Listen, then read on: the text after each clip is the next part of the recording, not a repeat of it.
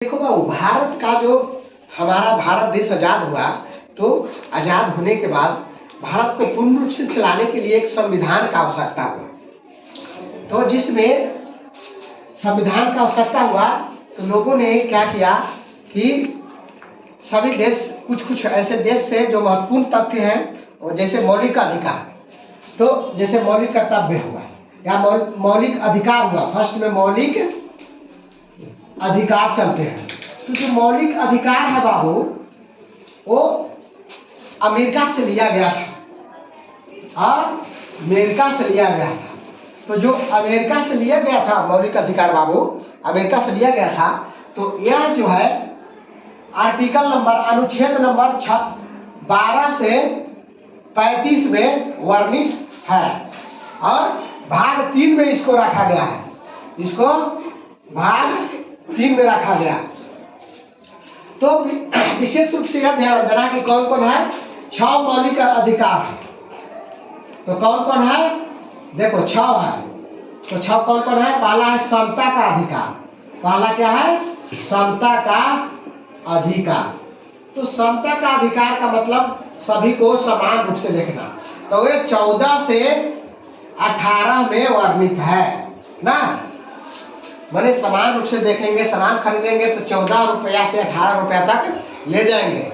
Next है तुम्हारा, नहीं, नेक्स्ट है स्वतंत्रता का अधिकार। स्वतंत्रता का अधिकार।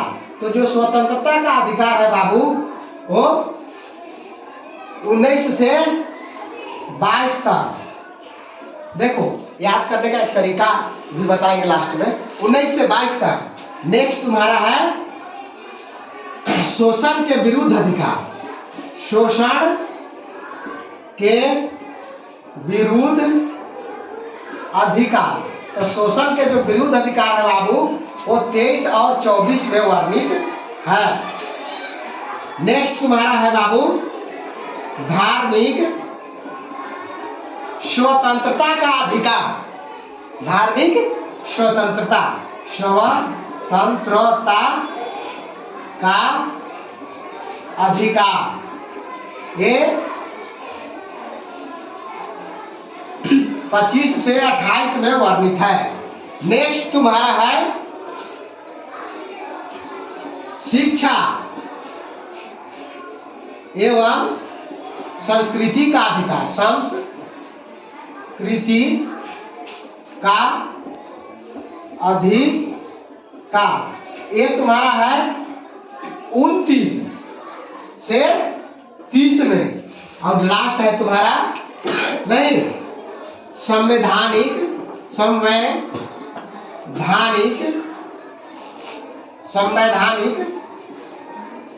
उपचारों का अधिकार। उपचारों का अधिकार, ये तुम्हारा है आर्टिकल नंबर 32 में। देखो पहले समता का अधिकार समझो। समता का अधिकार माने सबको समान रूप से देखना। 14 से आर्टिकल नंबर 18 में वर्णित है।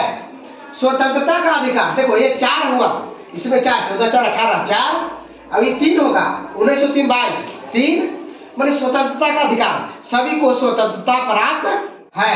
नेक्स्ट है शोषण के विरुद्ध अधिकार। स्वतंत्रता का अधिकार का मतलब होता है सभी को स्वतंत्रता प्राप्त है कि कोई गलती करेगा तो हम स्वतंत्र रूप से जाएंगे, उसको विरोध कर सकते हैं।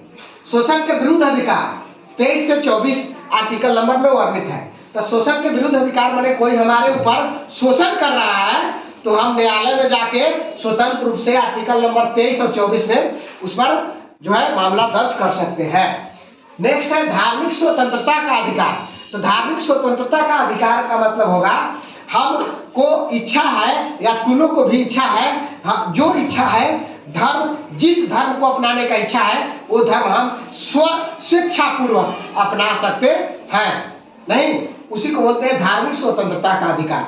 हमको इच्छा है कि हम ईसाई धर्म में चले जाएं या मुस्लिम धर्म में चले जाएं, हम जो भी इच्छा है वो अपना स्वेच्छापूर्वक अपना सकते हैं। ये हमारा 25 से 28 आर्टिकल नंबर 25 से 28 में वर्णित है।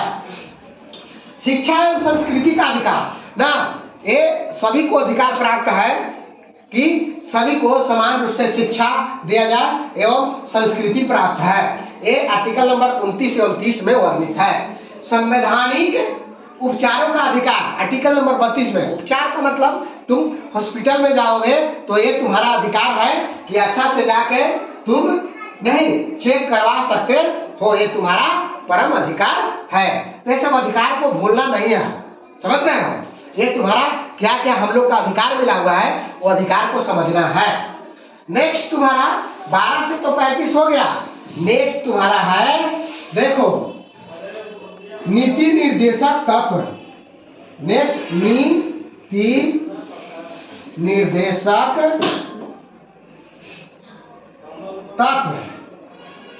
तो नीति निर्देशक तत्व बाबू नीति निर्देशक जो तत्व है 36 से 51 में वर्णित है। आर्टिकल नंबर 36 अनुच्छेद नंबर 36 से 51 में वर्णित है। और ये वो भाग 3 था और अब की भाग 4 हो जाएगा। भाग 4 में वर्णित है ना। तो नीति निर्देशक तत्व क्या है? नीति निर्देशक तत्व ये कहता है जो ये आयरलैंड से लिया गया है। कौन देश से लिया गया है? आयरलैंड से लिया गया है। इसमें ये है कि इसमें जो न्यायालय है, न्यायालय इसमें कोई हस्तक्षेप नहीं कर सकता है। ये जो है ये केवल बताया गया है कि इसमें हम स्वेच्छा से सकारात्मक कार्य करने का इसमें केवल सलाह दिया गया है। सकारात्मक कार्य करने का नीति निर्देशक तत्व में केवल सलाह दिया गया है। यह आर्टिकल नंबर 36 से 51 में वर्णित है, भाग 4 में वर्णित है। नेक्स्ट तुम्हारा बाबू आगे है। नेक्स्ट है मौलिक कर्तव्य। तो मौलिक कर्तव्य तुम्हारा है 51 आ गया ना। अभी 51 के क में है, 51 के क में, और भाग ये भी भाग 4 में है। 51 के क में भाग 4 में वर्णित है। 51 के क में भाग 4 में मौलिक कर्तव्य वर्णित है। मौलिक कर्तव्य जो है से सोवियत संघ रूस से लिया गया है। ये रूस से लिया गया है मौलिक कर्तव्य। तो कहने का मतलब ये है मौलिक कर्तव्य मुख्य रूप से 11 होते हैं। मुख्य रूप से कितने होते हैं? 11 होते हैं। ये आर्टिकल नंबर 51 के क में 51 के ए में वर्णित है। का या ए यहाँ लिख दो, ए में वर्णित है। ये बात समझ में आ गई? अब ये भाग 4 में वर्णित है। तब इसमें मौलिक जो कर्तव्य है, हम लोग का मौलिक कर्तव्य क्या है ना। अब इसमें और क्या है कि 42वें संवैधानिक संशोधन 1976 में इसको समाहित किया गया था। 42वें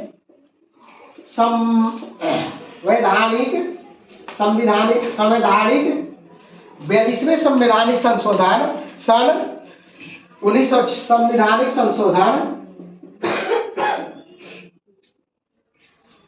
सन 1976 में इसको समाहित किया गया था।